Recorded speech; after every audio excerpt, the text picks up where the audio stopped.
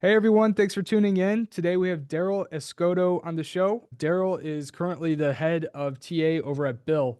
Daryl, it's great to have you. Good to be here. Thanks, James. Thanks for the invite. Yeah, of course. And you're local. You're right here in the DMV market where I am too, which it was great. We had everybody tuning in. We had the opportunity to meet up for coffee recently. So it's nice. It's nice finding people in tech in the DC area. We don't get a whole lot of that, it seems like. So I would agree. Hence why when I got your invite, I said, "Oh, he's local. Let me take advantage of this." Absolutely.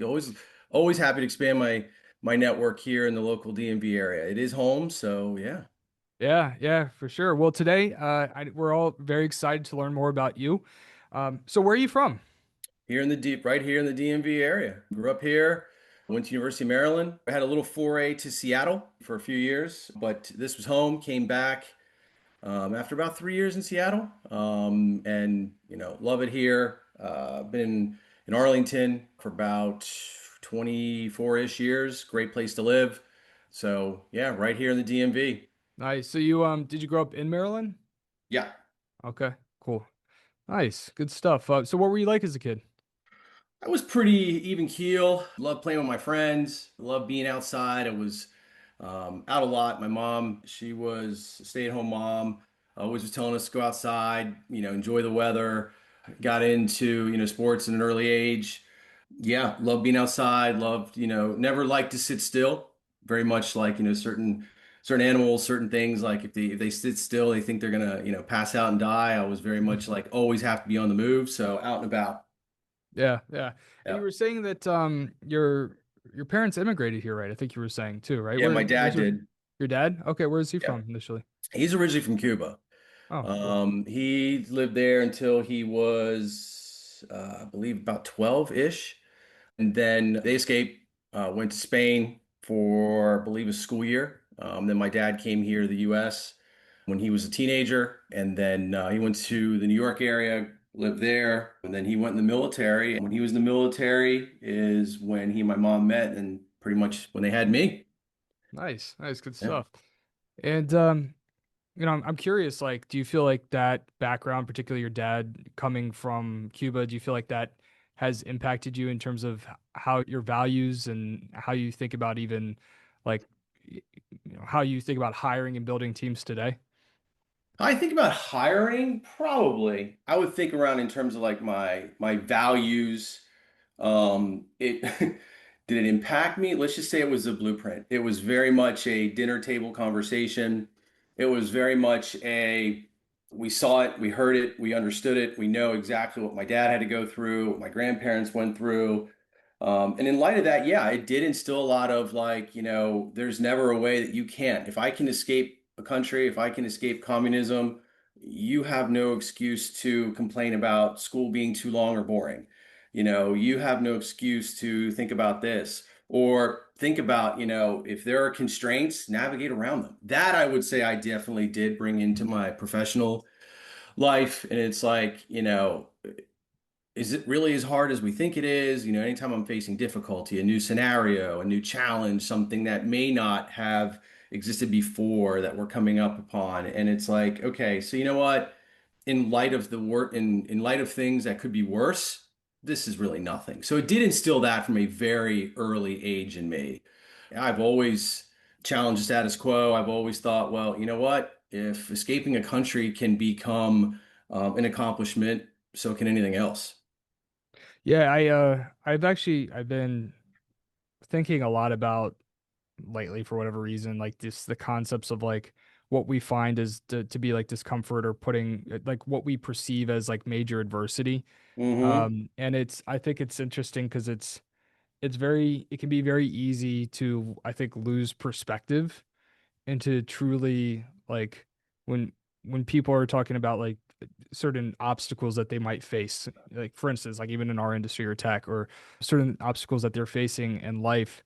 Sometimes it's like there is, I feel like almost like there could be, and it's very normal. I think we all do it to some extent, but a loss of perspective of understanding like what true hardship really can be like Yep. in so many different places in the world. And when we say like we're sad, or when we say like it, there's this insurmountable obstacle, it's like, well, actually people have had to overcome like way, way worse. And that's not to say that our I don't know. There's a big today. It seems like there's a lot of like people saying like everything's valid, everything's yeah, maybe so, but I think maintaining a perspective of like what you said, like your dad went through, your family went through, is really important when we're navigating our own challenges. Like, okay, wait, like is this really a huge deal, or is this, essentially almost like a good problem to have? Like it's you can navigate it and you can overcome it, right?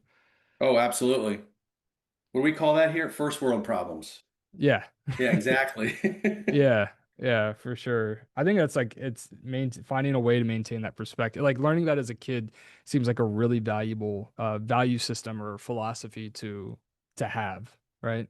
Yeah, I would say that was ingrained pretty much from birth. I mean, I grew up with that. It was like anytime we would, that's not fair. This is too hard. We would get just, we used to, well, let me tell you comparatively what could be hard, but you don't have that problem. So, you grow up thinking, you know what? He's right. And it is right. It is true. And I've done the same to impart that upon my children.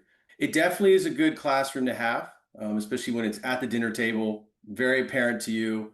You hear the stories, you see exactly what you live now in your midst of, and you're like, well, okay, so I see the fruits of his labor. I see his accomplishments. He's not wrong then. Yeah, for sure. Yeah, I think it's like I think about that too. Like when I'm raising my daughter, it's like I definitely want to be like empathetic and lean in and like give Yeah, her the support she needs. And at the same time, it's like, you know, trying to guide her and help her understand like, okay, this isn't like actual like real like pain, or it's not like human beings are capable of doing so much and overcoming so much and often have needed to, and it's like that balancing act of like helping kids without perspective gauge like what actual adversity really is, you know, versus just like in their own little world. exactly. Yeah. So you went to University of Maryland. What did you end up studying there? So I was studying economics. My long-term plan was I want to be a stockbroker. Wanted to go, be on Wall Street, live in New York, and then one summer got a job as what we called a research analyst. Back then, that was sourcing. Loved it. Turned that into my full-time career. Then I was like, well, I mean, this the age-old adage of I fell into the recruiting. No one ever says, "Oh, I went to college to learn how to be a recruiter." Like that never happens. Totally pivoted, but yeah, I was studying economics, and I knew, okay, if I can just make it through this, happy, my goal at the end of the tunnel is definitely going to be fulfilling. But it was just so boring. It was so dry, and it was like I literally had to just keep pushing myself to remind myself what I was going towards. But then when I found something new, I was like, I like this better. I don't have to force myself to like it. I don't have to force myself to really enjoy what I'm doing. I don't have to force myself and Yeah. keep pushing myself every day. Yeah. So when you started out in recruiting, were you on the agency side, or did you go in-house? Like, No, I was on the agency side. We were oh, a cool. boutique shop and we were doing full desk or split desk, full on headhunting. There were some people there that they went out and they got requisitions from customers and came back and did the recruiting themselves. Then we evolved into an actual solutions provider. We were doing some consulting work as well. But we were a boutique placement firm that I joined, which was I mean, again, for any of us who've started out on the agency side, that is, I would say for all recruiters, that's your classroom. Yeah, for sure. Yeah, it's I mean that's where I started. Yep. I started at Kforce, Yep. a big staffing company. They were. Refresh my memory. The original founders of K-Force branched off from where? Tech Systems? Aerotech? Kforce was initially founded in the 60s, but there's been so many acquisitions and Yeah. sell-offs that it's which one is the real. I do know that I know that there was one guy who sold his business to Kforce and then became president. So I honestly I knew more about I forget the name of his company, but he's a really cool guy. But yeah, it's one of those companies. There's been so many acquisitions. It's hard to know exactly. Yeah. I'd have to Yeah. go But back yeah. and check. But Yeah. K-Force is I mean, they're a well-known brand. So yeah, I get it. Yeah, yeah, for sure.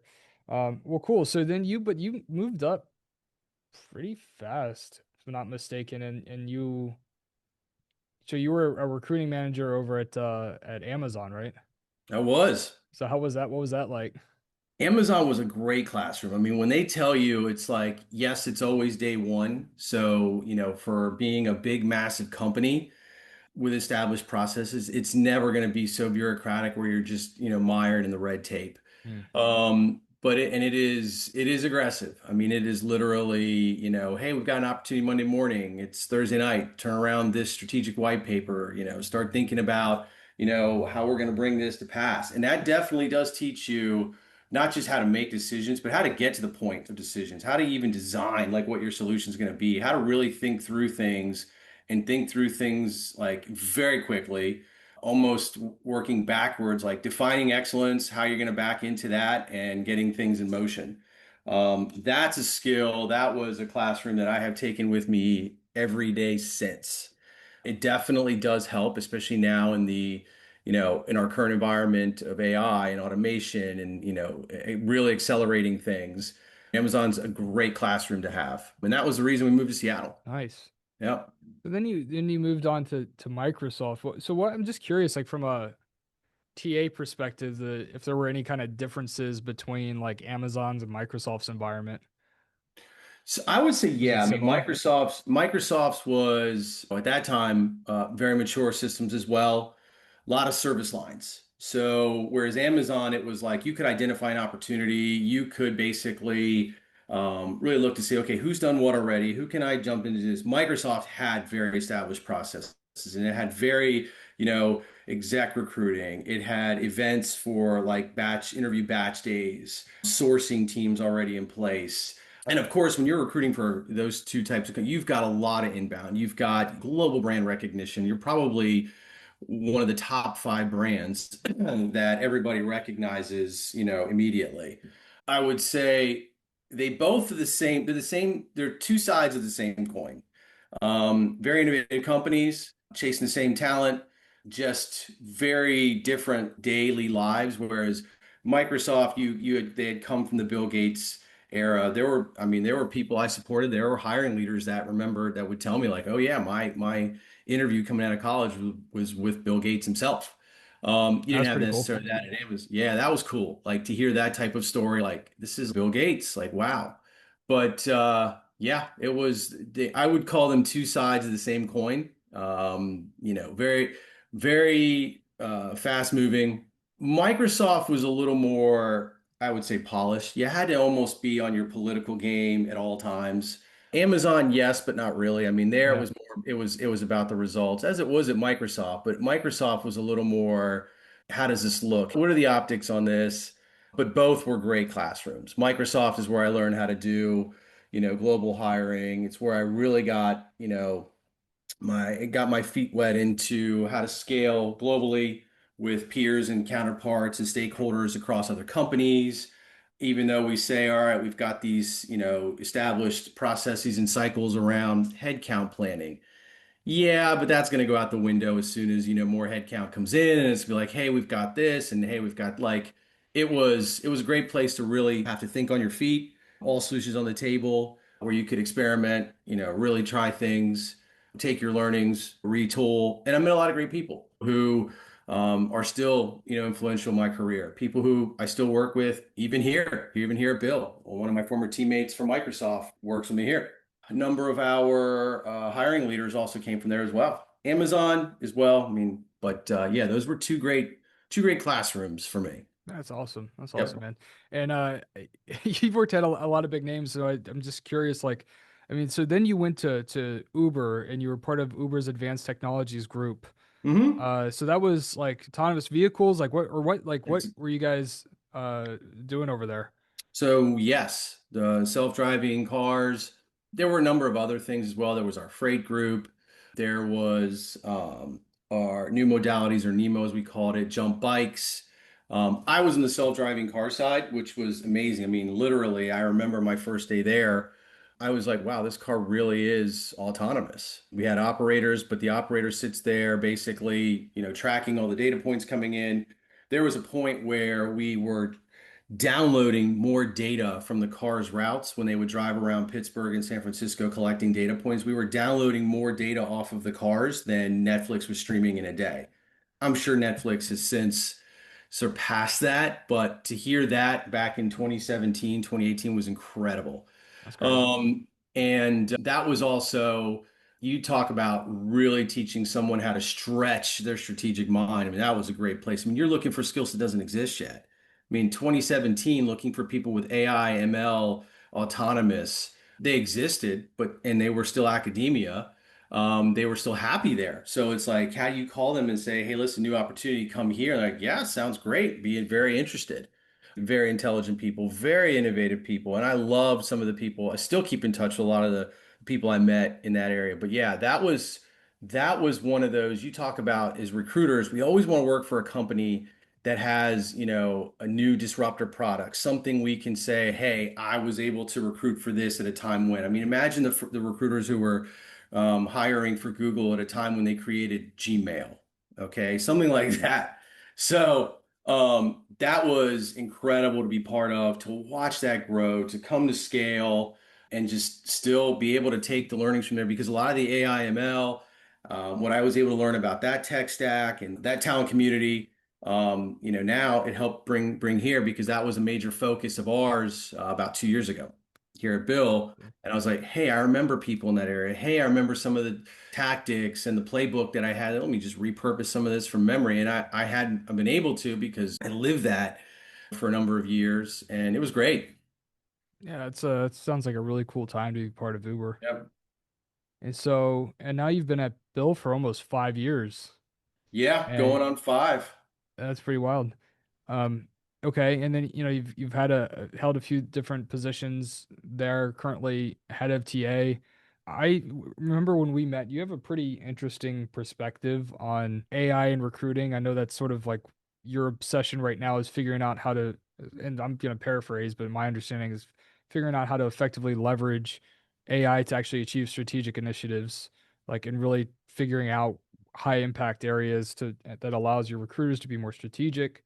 Mhm. You've given a lot of thought to this, and I was impressed with what you shared with me when we met up, and I would love it if you could share that with our audience, just how you're thinking Mhm. about leveraging AI at Bill, and maybe some background on like the size of your team and just some context for folks that maybe aren't as familiar with Bill. Yeah, so Bill, we're a fintech platform, accounts payable, receivable, spend and expense. We're very big with our banking partners, accounting channels, focused on small, medium businesses. I mean, that is yeah, that's our focus. And we are I think about 2,200 people, 21, 2,200. It's in our annual report. We're a publicly traded company, so you could look it up. And my team is about 20 people, and that encompasses our center of excellence, which is our events, branding, all of our operations. And then on the industry recruiting side, we have our tech recruiting, we have our non-tech and revenue, revenue being our biggest priority, one of our biggest priorities. I mean, they're all big priorities, but that's like one of our biggest priorities right now, this quarter. And early careers. So if you look at like, the whole portfolio of a TA organization, traditional in a certain sense, non-traditional, and how I had to redesign certain things last year to get a little more lean and agile, especially now as more and more things are becoming automated, as more and things are basically ever running in the background, as I say to my team all the time. So that's in essence who we are. Quick overview on where my team, we reside in the people organization. And yeah, that's my team within Bill, our focus. Where I'm instilling AI, I had an opportunity about a year ago where we were in the midst of a hiring pause. So I redeployed some people. And one thing I love about Bill is like there's always work, there's always avenues where, if one side slows down, but you've got, capacity, you can jump in and help. No one has ever been like, no, you're recruiters. You don't need to come to, within engineering and learn how to code. What is that? No, that was welcomed. My CIO at the time was building out his foundation around AI, how he was going to roll out the tech stack, training, ongoing governance. One day I was just, he and I were in one-on-one and I asked him, I said, hey, listen, how are you going to stand certain things up? He was like, I have to do this, I have to do this, but I need some head count. I said, well, how'd you like to have, 5 head count for my team? And he said, oh, that'd be great. Are they going to be able to be technical? I said, these are the 5 people that literally can learn anything and have demonstrated that, consistently. So when those 5 people went into that team for, I believe it was God, I don't remember. It was the summer, all last summer. So 3, 4 months. They learn, how to build agents. They learn how to build gems, how to code an app script, how to really interconnect our tools across our entire tech suite, how to take, like on this on Zoom, how to take the AI companion and the AI companion tracker, turning that into not just a doc, but then creating an agent to go through all your docs, create to-do lists, create, automate messaging, literally start to automate manual tasks. As they were, in the whole benefit of this was for me to say, hey, listen, you're going to go into the business for this time, but it's not just you're going to go into the business. It's not like these are the learnings that when you come back, we need you to bring back because then you're going to teach our team. It's going to be teach back. It's going to be ongoing forums around opening up fluency, showcasing that type of thing. And then how are we going to go about building, manually automating a lot of our current tasks? Having things ever running in the background. And then how are we going to, not just within TA, but all across people and then all across Bill? Like, how are we really going to scale that, company wide? And we've been doing a lot of good things. We built out agents, not just for us, but for our internal stakeholders as well as like, hey, when we're going to build out requisitions, we're not just automating the intake process. We're now automating, okay, intake, getting ready for the eventual interview pre-brief to all the interviewers. We built out our interview rubrics as well, mapping, the interviews against the rubrics. So everything is as automated as we can get it. So when interviewers are in front of a candidate, they can just focus on the candidate. Like no more note taking. You're just no more, let me think about the next question I have to ask. No, none of that. So this has definitely become creating learning as a repeatable process, but not just learning a new skill, like meta skills. Like how are you starting to group things into meta skills, learning new dimensions at a time? And it all started with, that hiring freeze came up, opportunity to redeploy, 5 people into the business, having those 5 come back with their newfound knowledge, teaching it back to us, really upskilling the entire org, and then teaching everybody else to keep that going. And then I also, just gave them an objective like, hey, listen, can we go through, like let's inventory all of our, manual activities. Can we find at least a third of our yearly work hours that are opportunities for automation? Like, how would you like to get a third of your year back? You can use it for other things. You can use it to spend more time in front of your candidates, turn in front of your hiring leaders. Look at data points, think strategically. I innovate new solutions and ideas, but also live your life. Like how many times has everyone been busy at night? You're going through and you're getting ready for tomorrow. Like, how'd you like to automate those things? And now you've got time back to focus on, interactions, strategy, data points, and living your life. And man, did that come together very quickly. I mean, people heard that and they were like, absolutely. We didn't just automate, because you figure a year of your yearly work hours of what, 687-ish hours? No, we've now looked at, all right, if these were all our manual activities, we've automated about 2,100 hours worth of previously manual activity, and it's great. You That's asked this awesome. morning how things were when I came back from vacation.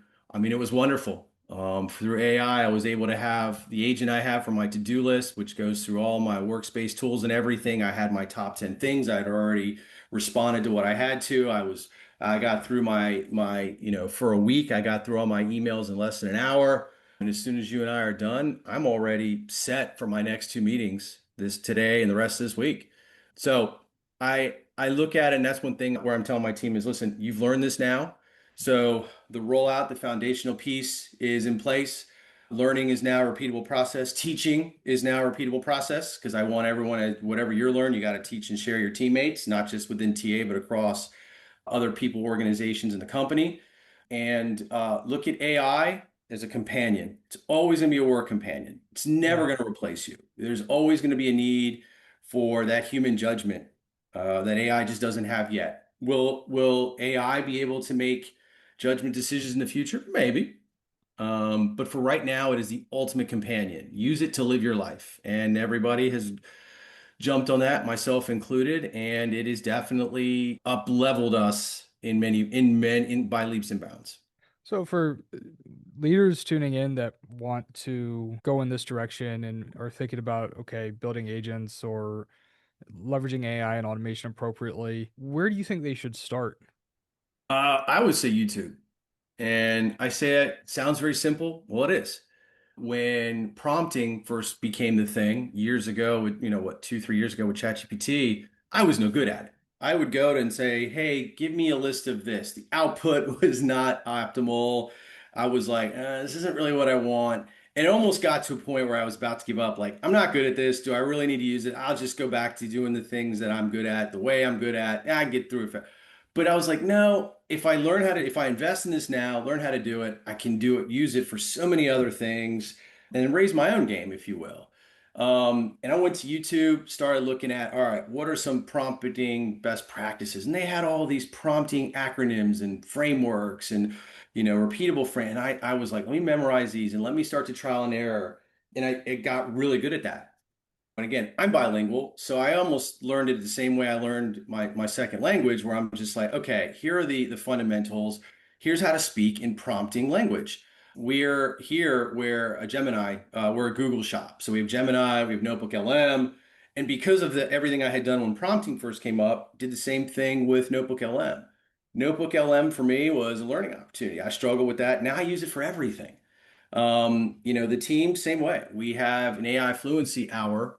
We host that every other week where people, first it was TA, now it's everyone across the people team can come in, showcase their things.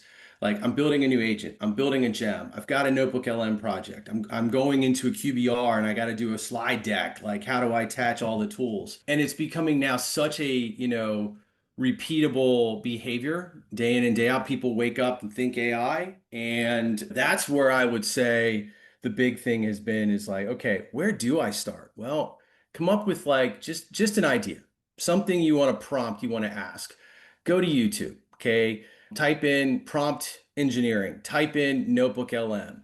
Read the comments, see who the speakers are, follow those speakers on LinkedIn. That's what I do. A lot of the people who post videos and best practice, I follow them on LinkedIn. I see some of their other articles or some of their, rubrics they're posting for their companies because your company's going to teach you your initial training. We did that here. We had a summer of AI, where we rolled out, here's the training on each of the tools. But then what?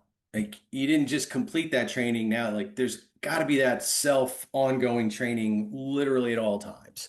For sure. So I would say YouTube's one of the better ways. Reddit, a lot of people post in the forums, and then just again using the tools. I'll be honest, there's so many out there. How do you make sense of them? Just try. Again, like I tell people here, you know, no one can be worse than me when I first started using AI. I was like, I don't even know what I'm doing. But hey, I took all my, that prompt didn't work. Great. Well, it's not that it didn't work. It taught me a new way not to do a prompt. Great. So took those notes. Just get in there and start. What you may think is a fail, FAIL, first attempt in learning, it's actually helping you get towards where you need to be. So I like to think everybody now is at least trying it, taking their notes, trial and error, learning from it, getting better. Because I see a lot of the automations. We have a dashboard that every morning I can go on and see who's built what new agent, what new gem. I can also, repurpose some of those things as well. Where are you building these agents? Like what tools are you using So for the agents? we have a tool called Glean. Lean? Glean. I'll be honest, I am not very good at app script or some of the logic. I still go to Gemini. I'm like, I'm building out this agent. Here's what I want the agent to do. Can you give me the instructions? And Gemini spits out the instructions. I copy and paste. Because Into again, Glean. It, I copy and pasted what Gemini gives me into Glean and I have my agent. So it's like, you just got to get in there and start. Get in there and okay. start. Take your notes, break things, play around, go to YouTube, watch some videos other people have done. And you know what? Eventually, as you start to get more and more repetitions under you and you get better, you're going to come up with, some light bulb moments of your own. So it sounds like with the way that your team thinks about AI and automation, which, are two separate, they can be separate things, but how you think about optimizing your workflow essentially, it sounds like you're doing it a lot, like throughout your entire workflow. Hmm. And it's almost like that compounding motion of doing all of them. It sounds like is what's driving a big impact for your organization. But are there any specific automations or AI enablement that you would consider like the highest leverage in terms of where people should start? Yeah, I would say your to-do list. And here's why. If you automate your to-do list, okay, you've got an agent that goes through your, whether it's Slack or Teams, whether it's your email, everything. If you can at least get that, those guardrails in place where every day you wake up, your to-do list is nicely generated into your Slack. Oh, by the way, here's what you have today. Here are your meetings. Here's your agenda. I've drafted this, help you get ready. That's going to be the most natural starting place because that's what's going to keep you organized. That's what's going to start to first. Everybody thinks AI is all about just automating activities. Well, yes, like that much. Then what happens when you automate activities? What are you going to do where are you reinvesting the newfound capacity, the time back into strategic objectives, partnering with your internal hiring leaders, partner communicating with your candidates, attaching your OKRs. Like again, if I've got more time back to reinvest into my candidate experience, am I seeing my candidate experience scores increase? We are here. Am I seeing things when I do go into QBRs, I'm able to say because we've automated this much upfront activities, now we've got more time to focus on A, B, C, and D, other trends. We've now removed previous concerns from the process, areas you have provided feedback. Some of the tools that we're using around interviewing, my God, that was right there, probably the biggest opportunity because now interviewers, like you've got a recorder, note taker, interviewers, your notes are taken for you. When we go in a debrief, every debrief now is perfectly prepared. All feedback is there. We can actually come to an outcome 100% of the time. So I would say if anyone's looking to start, don't swing big. Don't be like, I'm going to automate anything and everything. No, start at the very beginning. First principle thinking. What are you breaking? What is it that you need to break down into its core parts? For me, it's how the scope and scale, especially of my job. I'm sure you talk this. I heard of some of your other podcasts. We talked to heads of TA. We get a lot of things coming at us. Great. But how are we've already counted for those things. We're already out in front of them. What we're dealing with is scope and scale is so wide. It's so massive. How are you staying out in front of those things? You know, for me personally, I need my to-do list generated where it's accurate and I wake up to it. So what used to take, 2 hours in the morning now takes 20 minutes. My day is set, my day and my week, and I'm actually focusing on my longer term OKRs throughout the fiscal year. Okay. Yeah, Yeah. that's great. So what's your tech stack right now? So our tech stack for you mean TA tech stack Yeah, or TA tech yeah. stack because it So sounds like you're using a few different tools, right? yes, we use Greenhouse as our ATS. I know a lot of people are like, well, this ATS is better and this ATS is better. If you were asking me which one is better, I'm saying yes. It's how are you using it? How have you learned how to use it? Where are you customizing it for what you need? So we use Greenhouse, our ATS. We use GoodTime as our interview scheduling tool. We use BrightHire as our interview AI tool. We use Workday as our employee management tool, HRIS. We use Slack as our communication tool. And then, of course, for AI, we are Google Suite. So Gemini, Notebook LM, AppScript, and then Glean is another tool. Okay. Yeah. Oh, and Yeah, that's all Tableau good. for analytics. Okay. And And that's plugged in directly into Greenhouse. the Tableau, Yeah, it's it's plugged integrated. into, it's kind of like a center point. It's plugged into all of our repositories, if you will, because it aggregates everything into our views. I live in Tableau because that's another thing I automate every Monday morning is I'm looking up, I'm like, okay, what are my standard reports? What are the trends I'm seeing week over week? What are these trends? What do I need to, how does that look from last week? What do I have this week to drive to completion or what meetings? So yeah, Tableau, I'm going to be honest, I'm not very technical, so I don't know how it's connected on the back end, but it is because I've got my data points readily available when I need them. That's awesome, man. Yeah. Nice, nice. So hey, like let's just kind of like zoom out for a minute. At this point, you've been a recruiting leader at a lot of category leading defining organizations from large enterprise to what might be considered like more scale up, growth oriented, mid market. I'm curious, like what your top takeaways are as a TA leader at this point. So for people looking to level up, right? Yep. What would be like your top kind of lessons learned? My top lesson learned is don't just focus on TAs filling racks. Like, how are you translating TA to solve business, small problems in other areas of the business? Whether that's through, an events model, whether that's through partnering with, business development teams as to the way they're doing their lead generation. How are you partnering with other groups such as, corp dev when they're doing like M&As? One thing I've done in the past, we did this at Uber, was when we were looking at when we would look at doing acquisitions, we didn't acquire the company, didn't want to acquire their IP, but wanted to do, at least acquire their workforce. Recruiting would partner with the corp dev team. We would do what we call an acquisition hire, acqui hire. That was such a huge offering, if you will, to the business. So I would say, when you're really looking at TA, it's like, okay, how am I really focusing on translating TA into a strategic arm for the business, solving other problems? Yes, hiring the people we need, but not being necessarily, a just-in-time, rec-driven function. But, how am I looking at the orgs that I support, the scope and scale, their capabilities? Are they optimally staffed? Are they in front of their roadmap? And then, continually focusing on, data patterns. What else am I seeing? What the patterns that I'm seeing within TA, because again, we're one of the first, eyes and ears into the open market. What else are we seeing? What other competitive intel are we gathering? What other new products, new companies, series A, B, C, and D that, is coming on that people are, interested in? Because again, this was one of the things that, got us into AI very soon was things we were hearing in the industry years ago. And it's like, oh, I just read about OpenAI. Now they're going on hiring, oh, let's see what's going on with ChatGPT. So I would say if you're getting into TA, you don't focus on it as, okay, I'm going to be on the phone. I have to make my 200 calls a day to hit my 20 leads, to get two submittals, to get one hire within the next 38, the next 40 days. That's a component of it. And yes, that is our end goal, but that's transactional. That's just in time.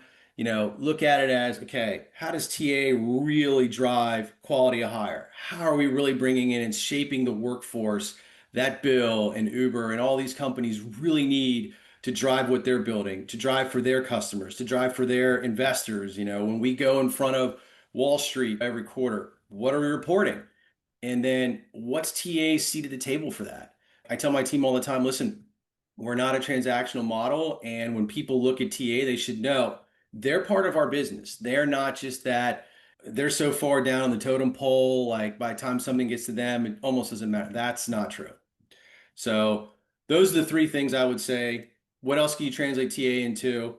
Really understanding, the business you support. How are you shaping, for your company, almost Love it. existing with your business? So let's zoom out even more. Mhm. Yeah, I'm curious at this point in your career again, you've leadership roles at category leading organizations. I'm curious, like for you personally, just has your definition of success started to change over the years based Mhm. on where you are today in your life, or how do you see like success in your career and in your life today versus maybe when you were starting out back at the agency or even back at when you were at Amazon or Microsoft? Yeah, so success is not necessarily a zero-sum game. That is one thing I had to learn early on. Had to go through some very hard lessons, but again, great classrooms, as I'm sure all human beings do. Now it's what are the takeaways? What did I learn along the way? What did I learn what not to do? What am I now?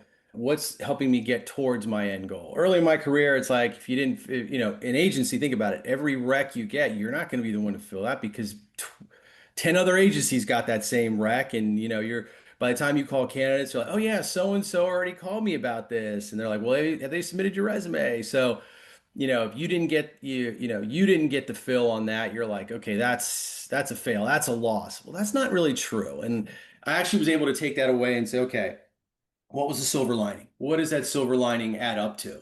What is it that, I can really use to say holistically, I've seen these things, I've heard these things, I've encountered these things. What am I next doing? Forget where I was when I heard the same. But one of the most enlightening things was Einstein's definition of insanity. Like doing the same thing over and over, expecting different results. And I was like, that's actually pretty good. I'm gonna keep that with me so I can make sure that no matter what I'm doing, anytime I have a learning, I don't make the same mistake twice. And I'm able to evolve beyond it, take my learnings, move on. It has served me well. So I would say my definition of success really, grew out of that. There's a lesson there. What's that lesson? What am I taking away? Am I even the course that I set, my original hypothesis, is that even correct? Is the data telling me it's going to even be correct? Do I need to pivot? Do I need to change course? I would say success now, I look at it as adoption. Okay. It's like if we look at like design thinking, what goes into a lot of these solutions, I mentioned early on when we first opened the call around one thing I learned at Amazon was how to really design a solution. Well, you can design the best solution. If it doesn't get adopted, that's not good. That I would say succession for me now is really coming to the table with a solution, getting adoption. I've succeeded now in gathering the right data points, understanding the right strategic objectives, working backwards from those, engaging the right stakeholders that are responsible, accountable, consulted, informed. I still, use RACI as a guardrail all the time. And where I can, where we're driving adoption and it scales the business, that to me is success now. So Love not at all a zero sum game. it. Yeah, for sure, for sure. That and when I talk to you too about where you're going, right, in terms of like how you want to continue to evolve, you talk, it's like similar, right? Like a similar vein in that you talk a lot about just continuously finding ways to innovate, and make improvements, which also sounds like it's essentially what you're already doing too, like thinking about automation and AI and working more effectively and really tying it back to strategic value for the business, like hours returned to recruiters to Yeah. work on more strategic initiatives. What I'm gathering from you is like that's almost like the core way you think about your role. And this kind of goes outside of even TA. It's just like to be a successful executive or successful, like impactful business, someone impactful in the business, regardless of what your title is. It's like just pushing for like the most impactful innovation and adoption of it, right? Yeah. Like deciding the strategic course, finding ways to get better, and then making sure you're driving adoption within the organization. Does that sound like, Yeah, definitely. And then, this year, like what's next? I mean, it's not going to be static. Whatever everything, yes, you recapped it well.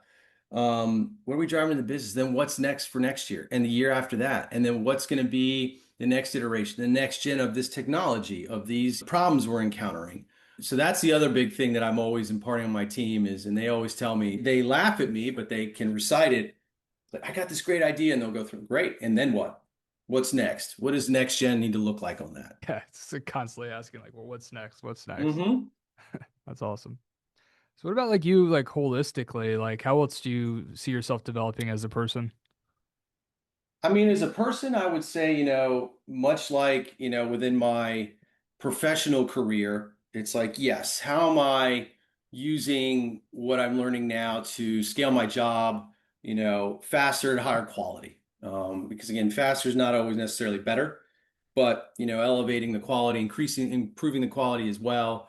And then how am I turning that into my personal life? Like, how am I then saying, okay, so I've now got time with my family. How am I, also teaching my kids the same things that we're doing at school or we're doing at work? How am I really teaching them like, hey, listen, when you're planning a vacation, when you're planning, how to run your household, when you're trying to learn how to fix a garbage disposal or anything else.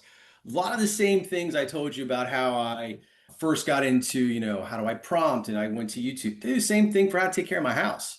Anytime I have something broken and I'm just like, okay, I gotta learn how to fix this. I go to YouTube, I watch this, I'm like, okay, great.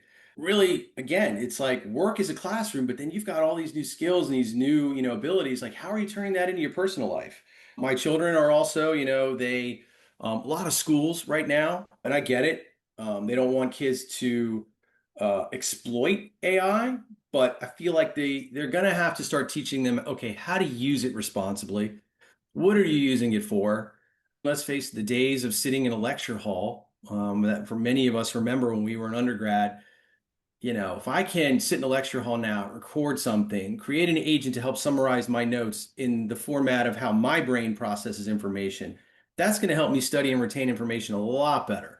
I think If I like sit, customized education is like a huge potential benefit of AI. Like mm-hmm, for instance, for me, like I seem to learn best when it's interactive, like yep, problem solving. When I'm talking with my team, when I'm in person, like my brain engages in a way that it just is different. It's just yep. I learn at a deeper level, I problem solve better.